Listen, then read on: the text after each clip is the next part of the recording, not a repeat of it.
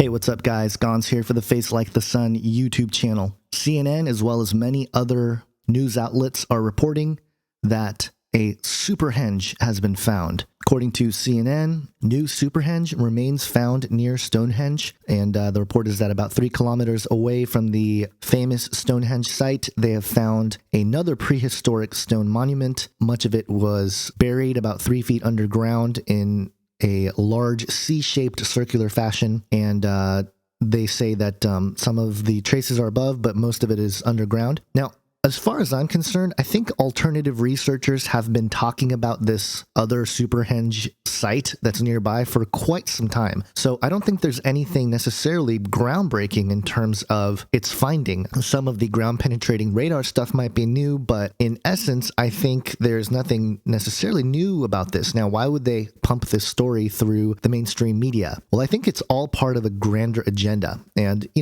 I'm just connecting dots here. Again, I don't know if this is all significant or not, but I think there might be something. Let me know what you think. I'm going to go down a rabbit trail that I went down when I opened this story. And what I noticed about it, at least on this CNN website, was that along with the Superhenge, there was a list of discoveries, quote unquote, discoveries found all over the place. And if you just read through here, you have Nazi treasure train founded in Poland. You got the World War II stuff, mystery shipwreck discovered off North Carolina coast. You got the dinosaur, Hellboy dinosaur discovered, Star Wars script, which is an interesting one to include in this, treasures found in a cave 2,400 years old. Divers find treasure trove of gold off Israeli coast. You have some fossils found of dinosaurs or sea monsters. You have a mass grave unearthed beneath a university.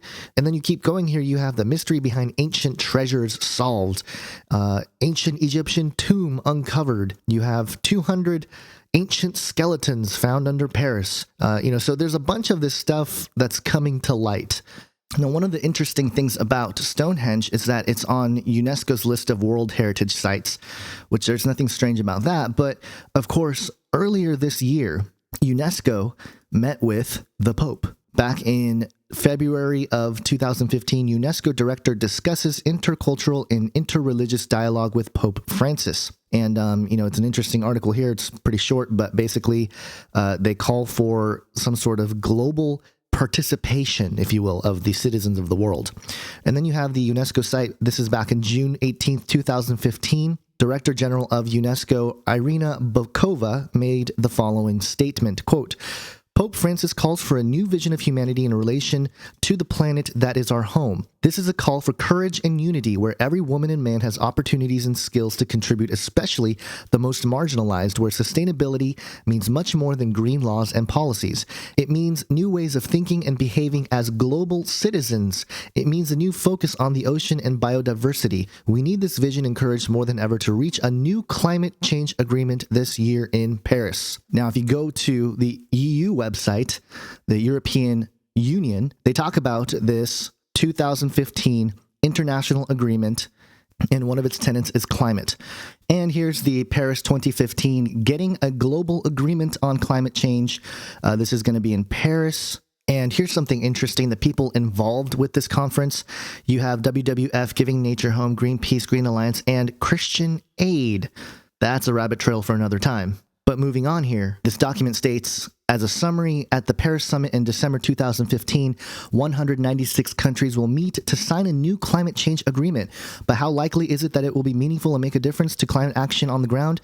Not only is the deal possible, but with the right political leadership, it can lead to ambitious outcomes that will have a real impact on tracking climate change. And you have here countries like US and China are working to ensure an outcome is likely in 2015. So there you go. You have this thing here, the whole climate negotiation thing. Now, before we move on here, let me just briefly mention why this whole climate change thing is very suspicious to a lot of us in the conspiracy community. Now, a lot of people will say, well, this is just a way to make the earth a better place and whatnot, and those conspiracy theorists are crazy. But we've been saying that the elite groups have had some sort of weather modification technology for decades, okay? And so whether they have full control of the weather or if they messed with it and, it went out of control and now it's all messed up and they're trying to, fix it, quote unquote, by blaming the people, either way, they have had something like this for a long time. Now, General Douglas MacArthur, back in May of 1962, during his farewell speech at West Point, said this, quote,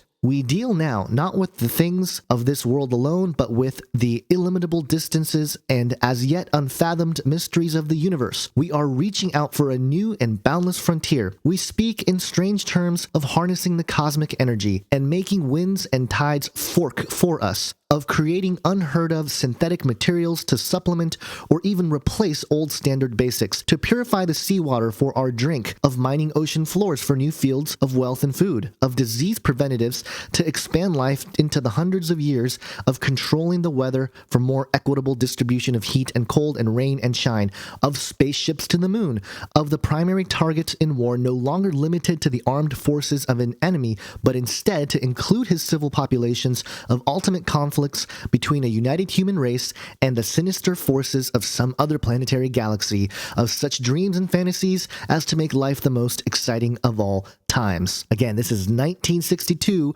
General Douglas MacArthur seems to have some kind of knowledge about weather modification, about weather control, even some sort of transhumanist elements, and some sort of weird space program, okay?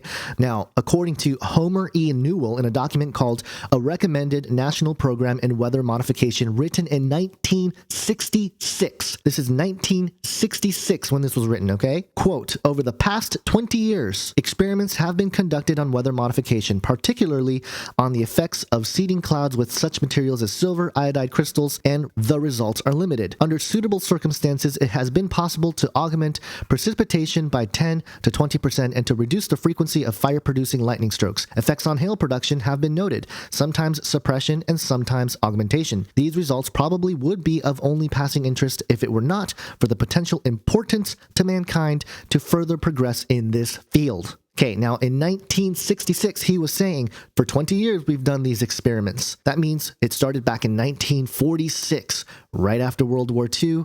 They came into all sorts of technology and all kinds of money based on the looting that happened on the Asian end of the Axis powers. I document all that in my book that's never going to come out. I say that tongue-in-cheek. Hopefully I can release it at some point, or maybe I'll release it in sections or something. But in any case, I'm rambling here. But the point is, the weather modification thing has been around for a really long time. And then all of a sudden, in the recent 10, 15, 20 years, they're talking about Greenpeace. They're talking about, oh, you know, it's the people. We need to fix our ways to, you know, fix the climate problem. So who's really to blame here? Is it the elite? Are they just pawning the problem off to humanity? Or is this more nefarious? Are they trying to create this global order based on climate change and this idea of climate, the earth, we're all together on this planet, this climate thing? Now, the other thing here is that based on MacArthur's quote, he talks about, you know, other planetary galaxies and blah, blah, blah, all that stuff, sinister forces from other planetary galaxies. And interestingly enough, tying it back to some of the stuff we started with is, you know, one of the arms of UNESCO is UNICEF. And UNICEF is the United Nations Children's Fund. It's the children's arm of the UN and UNESCO and all this stuff. Now, interestingly enough, just recently in 2015, a few months ago, there was a commercial that came out. A lot of channels covered it. I'm covering it here now. I know it's a little late, a few weeks later, whatever, but there was a commercial that came out in Chile where a reptilian boy walks into a classroom. He's looked at weird. He's not accepted. They spit on him, all this stuff. And the way he is accepted is that he performs miracles. And not only that, he offers a friend in the commercial this apple, this blue apple, okay? I mean, can we be any more obvious as to what the agenda here is in terms of the extraterrestrial topic? Okay, accept them. You know, they're nothing more than, you know, they're just like us. They have feelings, all this stuff. And even the play here, you have the butterfly, which reminds us of Project Monarch and MK Ultra. You have a wizard, you know, with all the occultism. I mean, it's very interesting that this commercial is playing into this idea of, oh, let's accept this alien because he has superpowers. But it's only until he uses the superpowers that the children of the school accept him. Okay, now that's just very bizarre. It's like, no, let's not accept him for who he is. Let's accept him only after he performs miracles in front of us. So that, again, ties right back into the Pope and all that he has been saying with this extraterrestrial thing that Chris Putnam and Tom Horn have covered in Exo Vaticana, and, have also looked at through, the Lucifer telescope situation. And so there is this huge sort of thing brewing, and I don't know if anything will come about in relationship with the Pope speaking in the United States in a few weeks, but I'm going to be tracking that a little bit more, as I think a lot of us will. And so keep an eye out for that. And just a thought, I like to leave people with scripture and just to ponder. Okay, I'm not making this any kind of dogmatic statement here, but in Matthew 24, this is Jesus talking on the Olivet Discourse, what will be the sign of your coming and all this stuff. And Jesus talks about wars, rumors of wars, right? Everyone knows about that, kingdom against kingdom. There will be famines and earthquakes in various places. Now, it's interesting because that whole sentence, verse 7, nation will rise against nation and kingdom against kingdom, and there will be famines and earthquakes in various places. Now, most people have looked at that and said, hey, you know what? That's, obviously is a result of nations rising against nations and whatnot. But what if nations rising, kingdoms rising against kingdom, and the result being famine and earthquakes in various places is not just a natural side effect of the earth as a result of this nation versus nation, kingdom versus kingdom, but rather it's these elite groups, the kingdom that is on this earth, that is ruling this earth right now, which is Satan's kingdom, in control of the nations, right? Causing famines, causing earthquakes based on their technology. Just something to ponder, okay? Because maybe Jesus knew. Maybe he knew that mankind would harness this technology of weather modification, and it's going to be part of the birth pains that we will see coming. And just to tie it back to where we started, this climate change, globalization, aliens coming, ancient sites discovered, rediscovered, they've always been here, they've always been our brothers from space or whatever. It all seems to be coming together in this weird way. Let me know what you think about all this stuff. I know it's kind of wild and crazy, but I appreciate your time, attention. Please subscribe, share, comment in the comment section. Hope you guys have an awesome day. God bless.